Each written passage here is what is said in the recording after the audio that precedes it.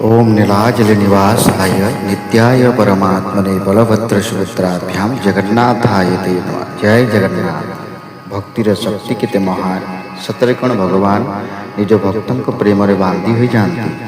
आज आम शुणा सेहीपरि एक अद्भुत हृदयस्पर्शी कथा।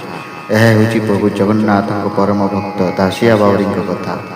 समाज रे अवहेलित जाति रे जन्म होइतिले मध्य तांको हृदय थिला असीम भक्ति एवं अटूट विश्वास।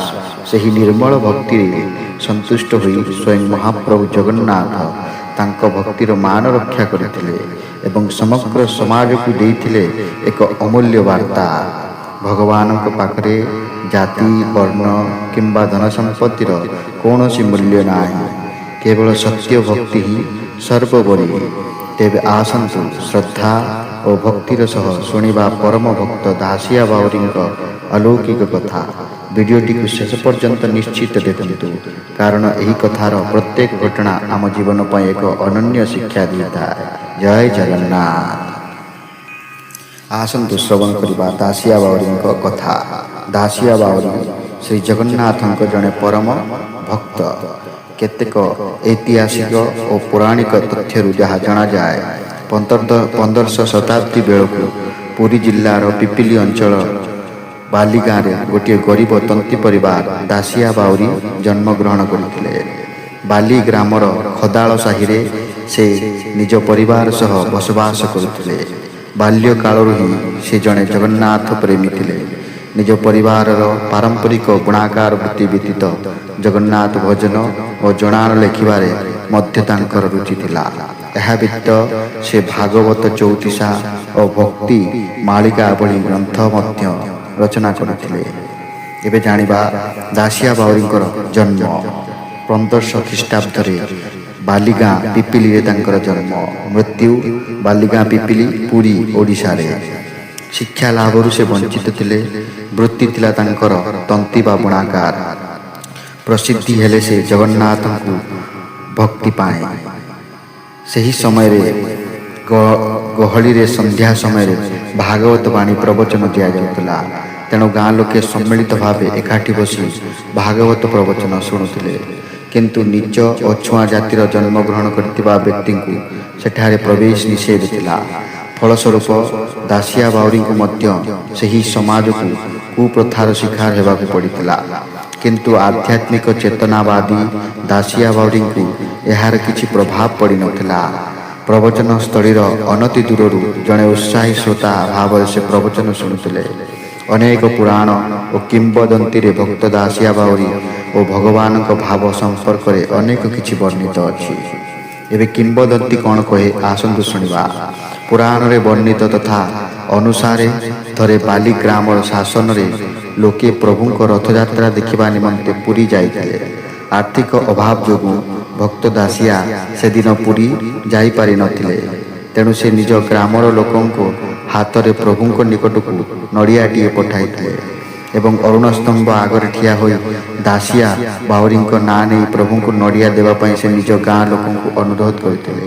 गाँ लोके अरुण स्तंभ आगरे ठिया होई दासिया बाउरीर ना उच्चारण करी जेमिति प्रभु को निवेदन करथिले शून्य रे नड़ियाटी सेमानक हाथरू चली जाइथिला। यह देखि गाँ लोके आचंबित होइथिले। यह थिला भक्त दासियांकर प्रभु को प्रति थिबा निष्ठापर भक्ति भाव। सामान्य भक्ति भाव बलरे दासिया बाउरी प्रभु हरिंक जेमिति करुणा पात्र होई पारिथिला ताहा अनेक साधु संत और तपस्वी मानक पई एक स्वप्न सदृश।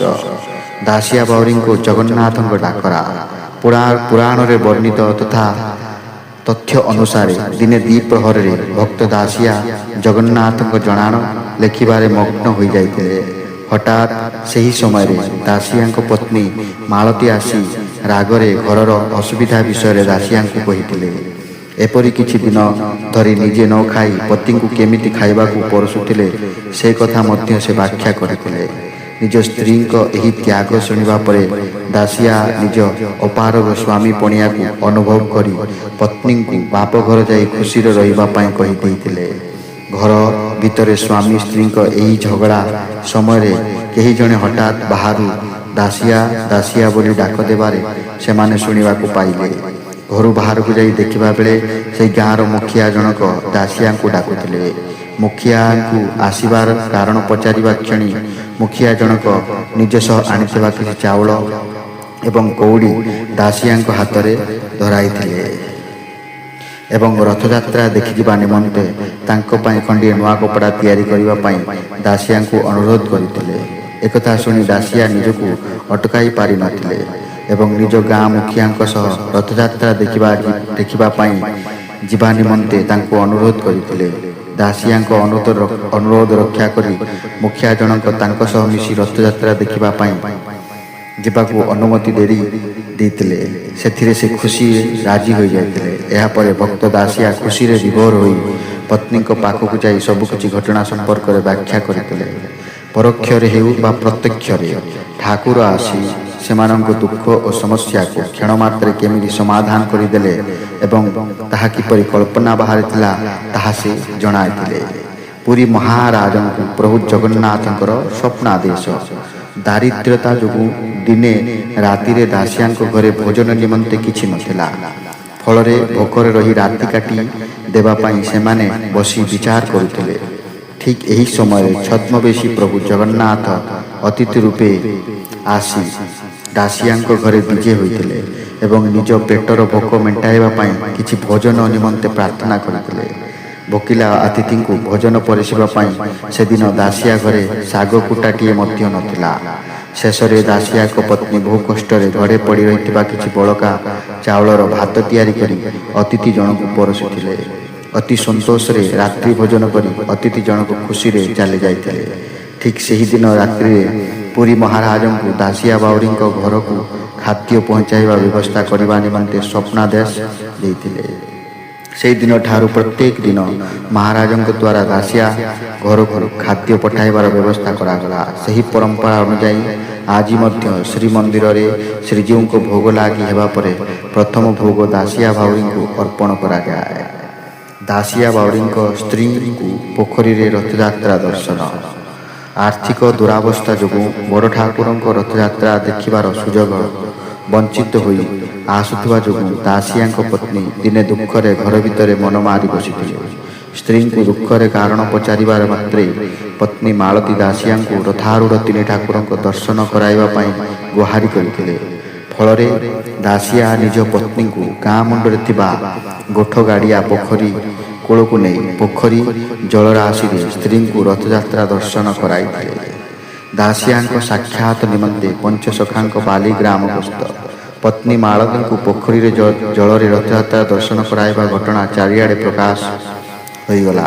ଏକଥା ଶୁଣି ଦିନେ ସେ ସମୟରେ ପଞ୍ଚସଖା ଯଥା ଜଗନ୍ନାଥ ଦାସ, ବଳରାମ ଦାସ, ଅନନ୍ତ ଦାସ, ଅଚ୍ୟୁତାନନ୍ଦ ଦାସ ଓ ଯଶୋବନ୍ତ ଦାସ କାହାରିକୁ ନ ଜଣାଇ ଦାସିଆ ବାଉରୀ ପରଖିବା ପାଇଁ ବାଲିଗ୍ରାମକୁ ଆସିଥିଲେ। ସେହି ସମୟରେ ଦାସିଆ ବାଉରୀ ଗାଁ ମୁଣ୍ଡ ଗୋଠଗାଡ଼ିଆ ପୋଖରୀ କୂଳରେ ଜଗନ୍ନାଥଙ୍କୁ ଧ୍ୟାନ କରି ବସିଥିଲେ। ପ୍ରକୃତରେ ଦାସିଆ ହରିଙ୍କୁ ଚିହ୍ନି ପାରିଛି କି ନାହିଁ ଜାଣିବା ପାଇଁ ସେଦିନ ପଞ୍ଚସଖା ଦାସିଆଙ୍କୁ ପରୀକ୍ଷା କରିଥିଲେ ଓ ଭଗବାନଙ୍କ ଦଶାବତାର ଦର୍ଶନ କରାଇବା ପାଇଁ ଆଦେଶ କରିଥିଲେ। ପଞ୍ଚସଖାଙ୍କ ଆଦେଶ କ୍ରମେ ଦାସିଆ ବାଉରୀ ସେମାନଙ୍କୁ ସେହି ପୋଖରୀ ଜଳରାଶିରେ ଭଗବାନଙ୍କ ଦଶାବତାର ଦର୍ଶନ କରାଇଥିଲେ। ଏଥିରେ ମୁଗ୍ଧ ହୋଇ ପଞ୍ଚସଖା ଦାସିଆଙ୍କୁ ବିନା ଦ୍ୱିଧାରେ ସେମାନଙ୍କର ଶିଷ୍ୟ ରୂପେ ଗ୍ରହଣ କରି ନେଇଥିଲେ।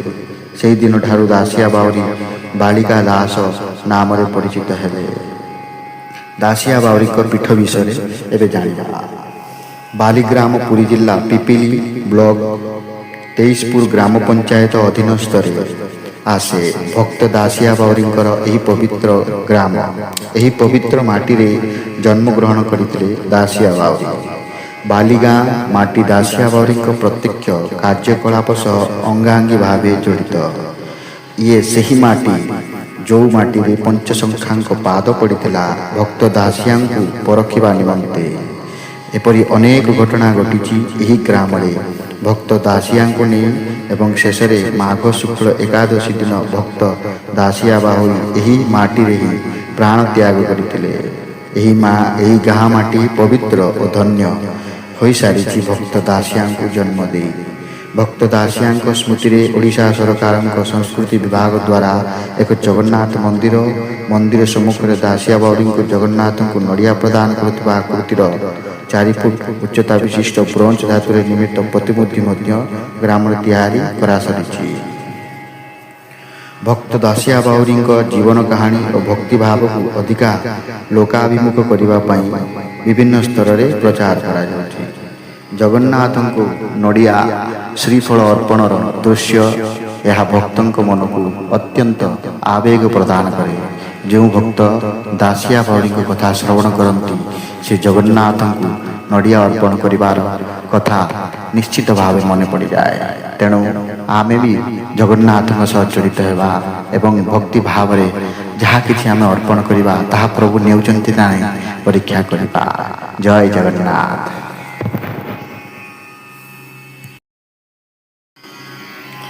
ଏତିକି ଥିଲା ପ୍ରଭୁ ଜଗନ୍ନାଥଙ୍କ ପରମ ଭକ୍ତ ଦାସିଆ ବାଉରୀଙ୍କ ପବିତ୍ର ଓ ପ୍ରେରଣାଦାୟକ କଥା।